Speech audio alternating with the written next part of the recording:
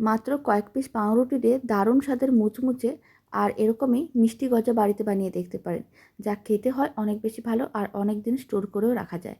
তার জন্য এরকমই স্লাইস পাউরুটিগুলো নিতে হবে। প্রথমে লম্বা করে কেটে নিতে হবে, লম্বা অংশগুলোকে ছোটো ছোটো চৌকো পিসে কেটে নিতে হবে। সমস্ত পাউরুটিগুলোকে একইভাবে ছোটো ছোটো টুকরো করে কেটে নিচ্ছি। এবার টুকরো করে নেওয়া পাউরুটিগুলোকে গরম তেলের মধ্যে দিয়ে দিতে হবে। তেলটাকে আগে থেকেই গরম করতে হবে। যখনই তেলটা গরম হয়ে যাবে সমস্ত পাউরুটির টুকরোগুলো দিয়ে দিতে হবে। হাই ফ্লেমে 2 মিনিট এইভাবে নাড়াচাড়া করে নিলেই পাউরুটির টুকরোগুলো বেশ লাল লাল হয়ে যাবে। তখন কিন্তু পাউরুটির টুকরোগুলোকে তুলে এক সাইডে রেখে ঠান্ডা করে নিতে হবে।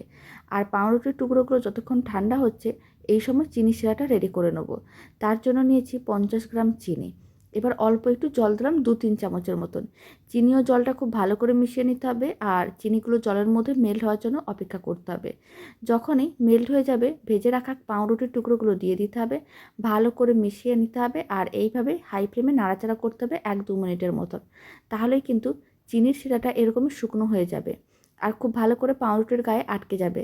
তাহলেই রেডি হয়ে যাবে দারুণ স্বাদের মিষ্টি গজা, যা খেতে ভীষণ ভালো হয় আর খুব কম সময় কম খরচে রেডি করা যায়।